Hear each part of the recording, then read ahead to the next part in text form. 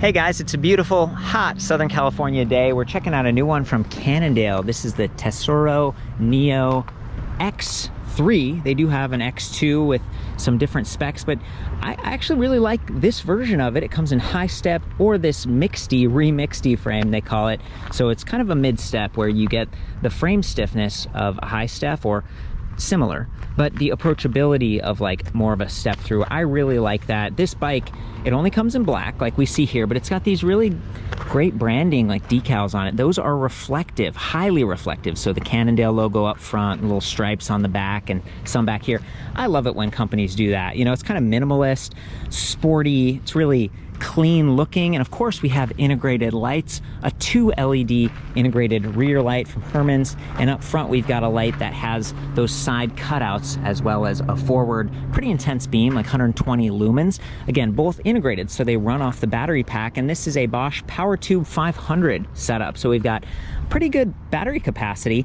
Interestingly, it's a top mount, which with a kind of a mixty mid-step frame, it takes a minute to kind of line that up and get it in there, but it feels just a little more secure to me than the ones that come out of the bottom. And with these fenders and everything, of course, that would be a little bit tight too. So the way that these Bosch bikes work, you've got this mid-drive motor, you've got the battery, and with the PowerTube batteries, it's set into the frame, it's sunk a little bit lower. It keeps that weight low and centered, which improves your weight distribution. It makes the bike a little bit easier to handle. Lifting this bike was pretty balanced. I kind of weigh it right there from the nose of the saddle, 55.3 pounds. This is the size medium. The bike comes in 3 different frame sizes. So in addition to the 2 different styles, we got 3 sizes. The medium's doing pretty well for me. Frankly, I would probably raise the saddle a little bit more. I left it down for the photos and just to sort of show approachability. 31.6 millimeters on this. If you decided to kind of drop it all the way and minimize that minimum saddle height, that's one option, but I tend to really strongly consider like suspension seat posts, especially if I'm commuting and I'm going from something like this really nice paved trail to a little bit of packed earth or gravel. Maybe I'm going across like bumps and railroad tracks and stuff. It just takes the edge off having suspension. This is an SR Suntour XCM, 28 millimeter steel stanchions. It's not the fanciest fork. We do have preload adjust. You kind of twist those clickers in tandem to preload the spring. If you weigh a little bit more, or maybe you've got a backpack on and you're carrying some extra cargo. I'm pretty light, so I tend to open them up, but then it can be kind of bouncy. We don't have like a rebound adjust or anything. I like that Cannondale did a tapered steer tube there, so 1.125 to 1.5 inches, because you could upgrade this to an air fork someday. The downside would be these really nice tubular aluminum alloy fenders. They're like 70 millimeters wide, and they're just a very, very sturdy. You know, sometimes aluminum gets bent out of place. Of course, it does add a little bit of weight, but it's not going to rust like steel. And in the case of the rear fender, the rack actually connects to the fender, almost like a support arm. So we only have this single support arm back here, and then the fender is the other portion of the structure. We've got these nice pannier hangers. This is rack time compatible, so you can click on some of their accessories. It's rated at 20 kilograms, roughly 44 pounds. A lot of times I'm seeing 25 kilograms, which is 55 pounds. That would have been nice, but maybe that's the compromise with the integrated fender. All of this is to say, if you do upgrade the suspension fork, I would look for one that has these mounting points so you can reconnect the front fender. Or you get yourself one of those little mud flat plastic ones that mountain bikers use. So it's a hardtail, right? And with the tires, you can see that the tread is sort of this hybrid tread. I mean, this is a hybrid bike. It's got a suspension fork with 100 millimeters of travel, sort of a flatter bar, but you'll notice that the stem isn't too long. So it's not quite as aggressive as like a real mountain bike, but it is trail capable. And for me, that's awesome. So you're not gonna slide out too much with these tires. These are the Schwalbe G1 all around because they're capable for all different sorts of terrain. I really appreciate that. They're comfortable because they're 29 by 2.25. So 29ers, I mean, that's kind of the biggest. That's what a lot of mountain bikers like, trail riders. It lowers the attack angle and you just kind of float over stuff instead of falling down into it. So it's less jarring. And then when you get this width of 2.25, I mean, that's nice. That gives you some float. It increases your contact patch and your traction.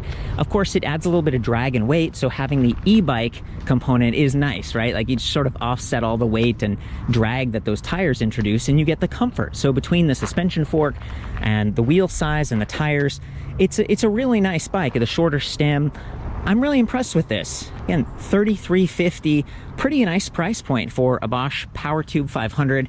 Along with the motor here, we've got the new Performance Line Sport.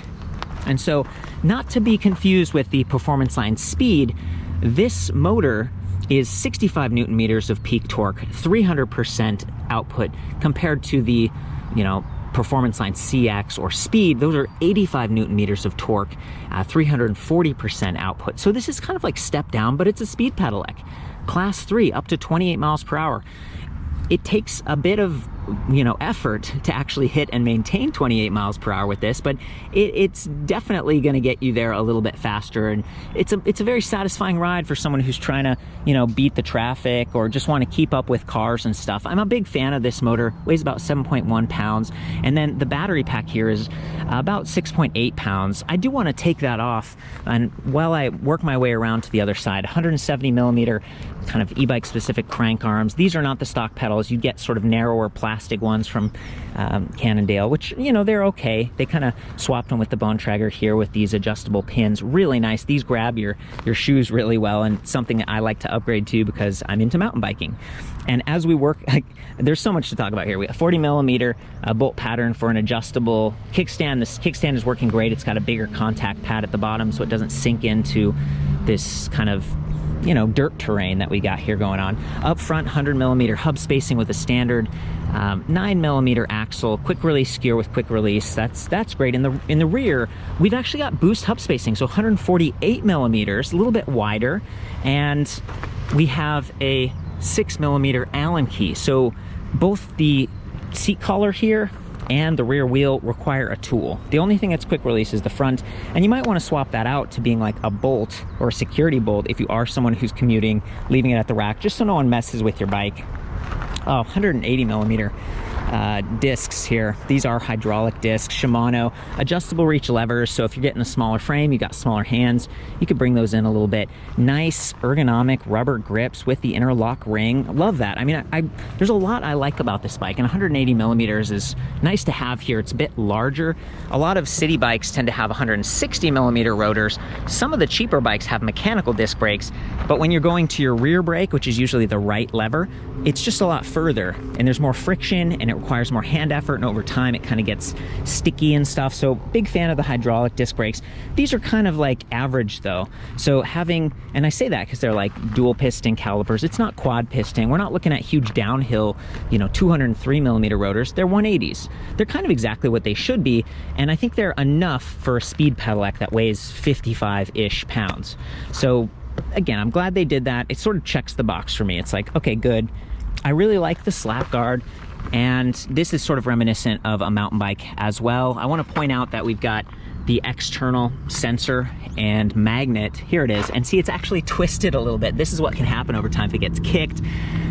I'm a fan of the new integrated speed sensors that Bosch has developed, but they require fancier disc brakes usually because the magnet is mounted into the disc itself, and then there's a little sensor that's tucked away back there. This is fine. It's just something it's just kind of like last generation tech. So the motor controller measures your rear wheel speed, pedal cadence, and pedal torque over 1,000 times per second.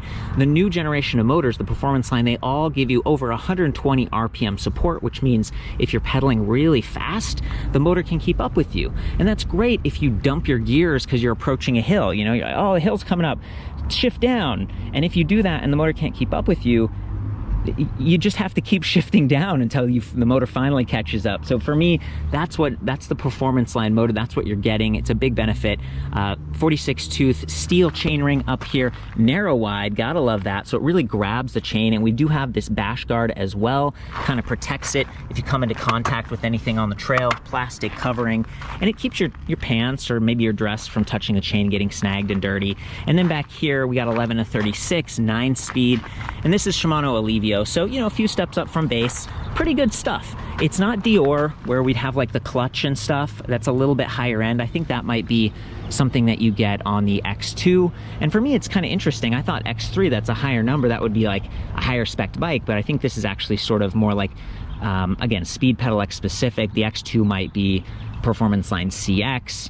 And again, they both come in the high step or the mixed D. So it's just kind of interesting to see what they've done with this bike. And now maybe we can talk about the battery. We finally made our way around.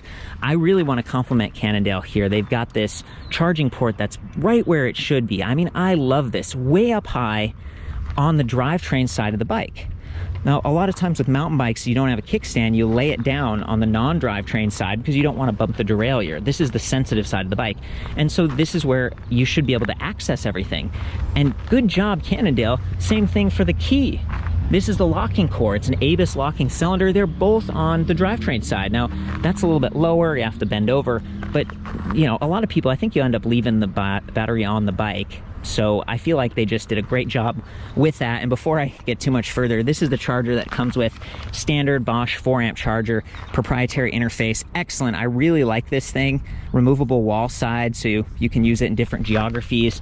It's a great system. I think this thing charges in like 4.5 hours for the 500 watt-hour battery pack, and they say something like 30 to 45 miles. It's a little bit lower range estimate. I think Bosch is being conservative, and I think that's also because you do use more energy when you're going fast. I think it's like the efficiency drops with the square of your speed above 20 miles per hour or something. So, you know, for your science geeks out there, I remember hearing that years ago and just realizing that higher speed really cuts into your efficiency. So these are the keys to unlock the battery. ABIS, Amparo. They don't have the key to like thing. Like some of the nicer ABIS keys, you can match this to like your folding lock or your frame lock or whatever.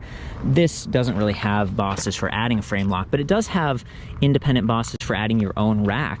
So let's say you do take the fenders off and the rack and everything, you can add just a standard aftermarket rack. I think that's really cool. They didn't skip those. And again, 2 bottle cage bosses. This one's really special. So let's get into it. I'm just gonna insert the key here. Before I do though, this rubber thing, it doesn't really fit all the way in. I've messed with it. There's like a leash that goes in. It feels like, you know, they did a better job on that one, and you know, at least it's on the drivetrain side of the bike. So we unlock it like this. It sort of pops up to this first position, and then there's a little lever here. You press on that. There we go. Kind of get it the rest of the way out. And this is what I was talking about. It's a little bit of a tight fit. You kind of have to shimmy it out carefully. There's the battery, 6.8 pounds. I think this would be about 6.2 pounds if it didn't have the plastic cover. So that does add, you know, 0.4 pounds, almost half a pound, but it has that awesome bottle cage adapter, which could be used for a folding lock or something. Again, it would be nice if they'd gone with the key to like keys from ABIS. Otherwise, it's pretty standard Bosch Power Tube 500, 36 volt, 13.4 amp hours. Got the same charging port as the side of the bike, so you can charge this on or off the bike. I would recommend storing that in a cool, dry location. Extreme heat can be hard on the battery cells. You're going to reduce the number of full cycles you get. And extreme cold, it kind of cuts into your daily range. Like, imagine the battery's cold and it just can't go as far. So keep that in mind. This is the housing. See, there's some wires we have access to in there, and this is the leash that I was talking about. I was kind of pulling on it and trying to get it in the right place. So I don't want to be too critical of Cannondale. It seems like it kind of stays put. It just sticks up a little bit. And the other thing that I want to complain about here with the Bosch system is that in order to get the battery back in, you have to actually twist this. See, it's spring loaded, and that is not ramped. So you can't just like click the battery in. I have to hold the battery and twist the key simultaneously to get that thing seated. And to me, especially when I'm filming like this, it's kind of difficult. The plug interface is at the top, which is unusual. I'm used to seeing these batteries mounted below the frame where you set the bottom in and then click the top. And in order to get that charging port up high, they kind of inverted it. So this is what it looks like. You stick it in like this, try to squish it into the frame a little bit because it's kind of a tight fit. Let's see here. There we go. Okay, so I'm kind of starting at the bottom, and it doesn't quite go all the way in. I need to twist this and then push down a little bit. There we go, and now it's clicked in. So those are the steps. I actually think I made it look fairly easy. I've practiced that a couple times, so there we go. Back up here at the handlebar, we've got a Shimano Acera trigger shifter configuration with this nice optical window, 1 through 9, so you can tell what gear you're in. We do have a 3 click low shifter. So if you're going down, like trying to get to those easy gears, you can go click, click, click, and you can really drop it out.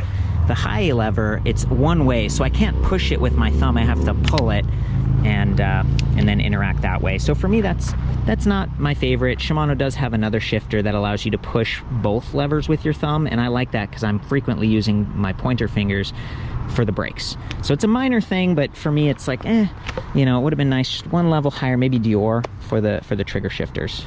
A couple last observations. We do have a through axle in the rear. So again, boost hub spacing a little bit wider, through axle extra sturdy. It's 12 millimeter versus kind of the 9 millimeter axle with a quick release. And I suppose that gives the back just a little bit extra support, maybe for, you know, the torque from the drive system and possibly for the rack. I'm not used to seeing that, to be honest with you. I'm used to seeing 135, 142, 9 millimeter just axle with quick release on a bike that's like this. And between that and the tapered steer tube and actually the longer wheelbase on this, it makes it kind of unique. All in all, I feel like it's a really good platform for someone who is commuting and someone who wants to be able to take on a little bit of off-road and fare well with that. So the next thing I want to talk about is the display panel. This is Bosch Purion. It's their small, kind of a little bit older, kind of a cheap and basic display, but it's small, it's compact. It gives you space to mount your phone or something like that.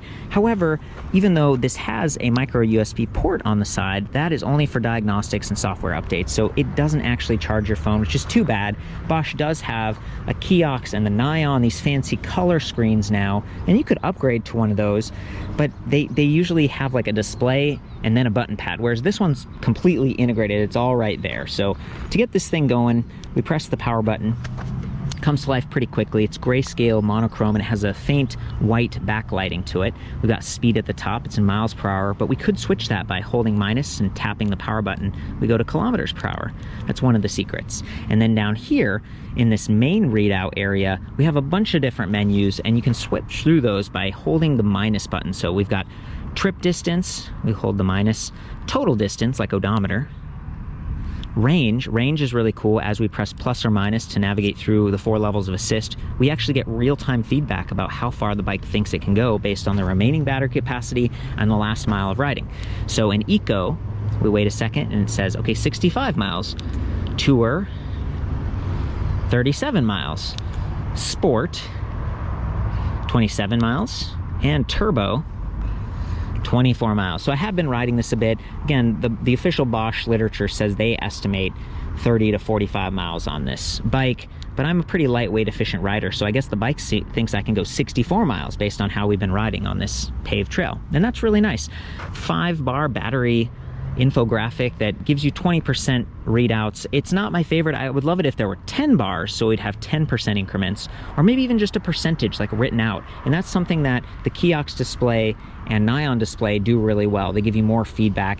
They interface with the Bosch eBike Smart Connect app for iOS and Android. They have heart rate monitoring, all that kind of stuff, a little bit more fitness oriented. For something like this, I feel like it gets the job done. And then we can see that headlight icon. If we hold plus, we can turn the lights on or off. It does seem like they come on by default. And again, with the windows and the 2 LEDs, it just feels like they've done a good job for safety. And that's something I really appreciate. The tires don't have reflective stripes on them, but they do have this might be reflective. It's kind of some branding, some labeling. These are high quality parts, by the way. It's all black hub, black spokes, you know, 14 gauge, a little bit lighter, adds a little bit of comfort, nice WTB rims. I don't want to gloss over too much of this stuff. Shimano hubs, because it is nicer. You know, again, I feel like there's pretty good value here with the parts that I'm seeing. So anyway, back up to here. At the bottom we have walk, and so if we press that, it says hold the plus button, and if we do that for a second, the bike actually moves itself.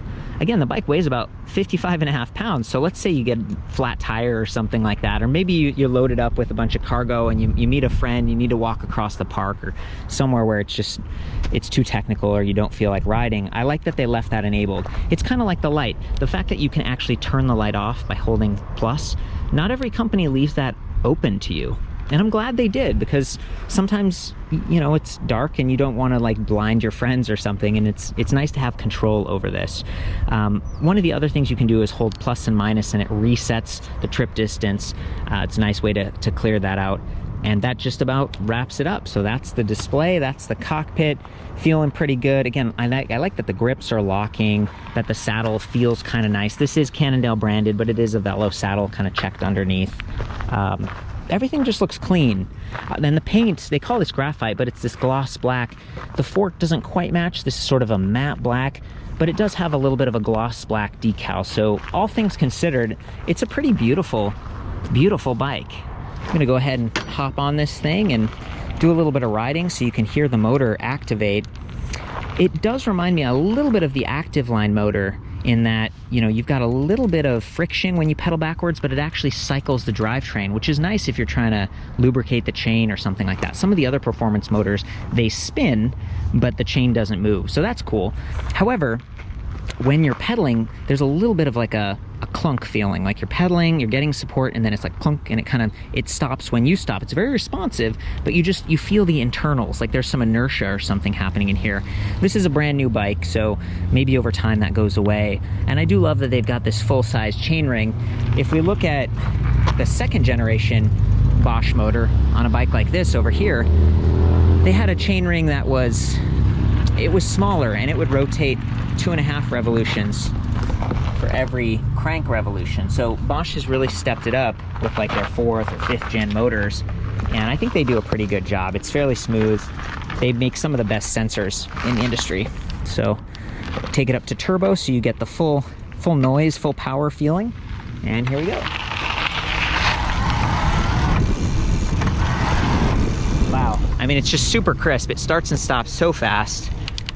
Shifting gears, we do have shift detection.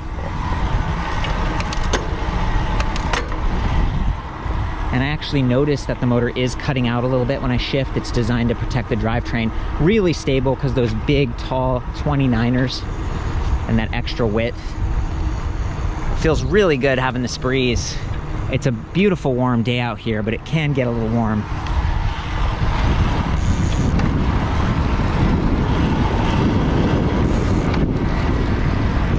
Times I've noticed that it feels like I'm kind of bumping my knees on this top tube because it bulges out a little bit. Maybe that's just because I'm got like duck foot or something like that. Not a big deal. Just want to tell you what I'm noticing.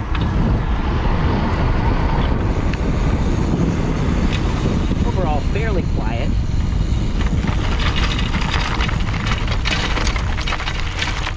I think what we're hearing there is maybe the fenders, a little bit of rattling. Once we go off-road, maybe they're not tightened all the way. A couple times I've heard rocks get kind of kicked up in there. Okay guys, from here you can see that 46 tooth steel narrow wide chainring really grabs the chain. We've got that guard which protects your pants and just adds a little bit of protection from the bottom if you hit a log or something like that. And then back here, 11 to 36 tooth, we've got the Alivio derailleur. Pretty good setup, but I really love that long rubberized slap guard. So I'm gonna ride on-road, off-road, highest level of assist so you can get the full feedback from that motor. Let's do it.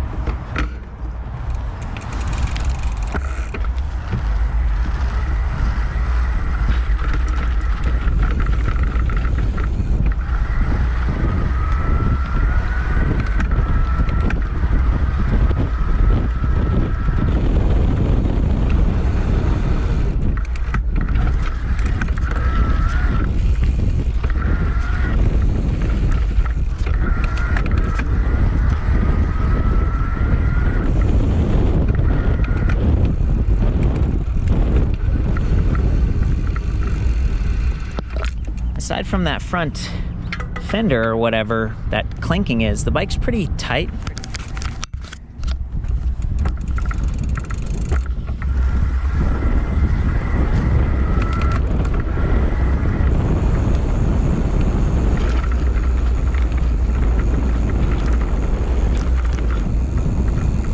Hey buddy. All set. Awesome. Thanks for your help. So Paul's on the Tesoro Neo X3, and I'm on his older KTM. Just wanted to give you guys kind of a third-person perspective.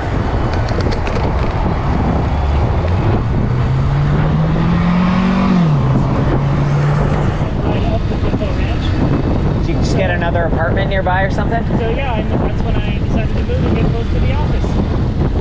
great, Paul. And now my wife has an e-bike too. She has a Track Plus. And we do rides over around here, you know, pretty much every other night. Wow. Do you mind if we trade off? Yeah, no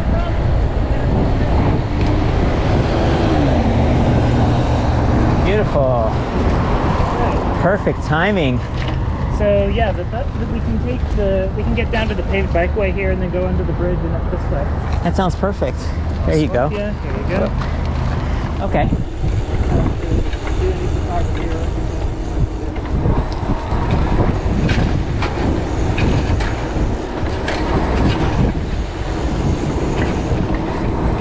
Nice, handled that really well. Like to do the no hand test here. Feeling very stable with the 29-inch by 2.25. They look really wide. We got that low attack angle, pretty high air volume. It's very comfortable. No lockout on the suspension fork, so you do get a little bit of bobbing. We take it up to turbo. We're at 15, 16, 17. We do have that shift detection. So the motor cut out when I was changing gears there. It's kind of cool. 23. We're kind of around that 23. I'm pedaling, I'm exerting force, but to get 28, I'm standing up. 25, maybe 26. We're on flats, and that's, you know, I think I would really have to exert myself to hit and maintain 28. If we're going down a hill, the motor's going to continue to support you up to 28, but just kind of keep that in mind in terms of the way this is rated. And remember, this motor, it's 65 newton meters of torque compared to the Performance Line Speed motor that's 85, and that's based more on the Performance Line CX casing. Well guys, as usual, I've had a really good time looking at this bike. I totally appreciate what Bosch has done with each one of their drive system, except the active line motor. I don't like that one very much. It's just not very powerful. So when I heard about the Sport, the Performance Line Sport speed motor, I thought, well, we already have a speed motor. I was worried, like, how powerful is this thing gonna be, considering it's 65 newton meters of torque versus 85 on the other Performance Line motors. But it's working pretty well. I'm a fan of this. I'm a fan of the drive system. I'm a fan of the price on this bike. I had looked at another Cannondale a while back, and it felt like a few of the rack decisions and some of the geometry wasn't quite right, but this one feels like it's dialed in. I've measured everything on this. So the length, which by the way, it is a longer bike. The wheelbase is like 78 inches instead of 72, and this is only a size medium. So I think that's the fenders and maybe just trying to add some stability with the 29er wheels. It's a little bit wider. I've measured everything I possibly could about this bike back at ElectricBikeReview.com, and I have a great comparison tool so you can look at other kind of hardtail commuter touring bikes if you want to. There's also forums, so you can sound off and get real feedback from people. They're as open as possible. You know, this review is done for free. I'm trying to be as objective as I possibly can. I hope that helps you guys. You know, I realize it's a big outlay sometimes, the money you're spending, and I'm really happy to see that Cannondale has done some innovative things, like with that battery cover. One of the trade-offs with any of the Power 2 batteries is that they are a little longer and the ends are kind of sharp, so if you did want to go touring and you got a second battery, you'd need a pretty tall pannier bag or trunk bag or something. I'm kind of a fan of the older Power Pack batteries because they were so small. You had a Power Pack 500 and it was shorter and it was lighter than this, and some companies managed to sink it into the frame, but it was wider, and you heard me commenting on the width of the top tube. So it's hard to get everything right, but all in all, between the integrated cables and just the, you know, now that we're in the dark, you can see that headlight. I dig the bike. So I love you guys. I hope this helps you. Have fun, and we'll see you on the next one.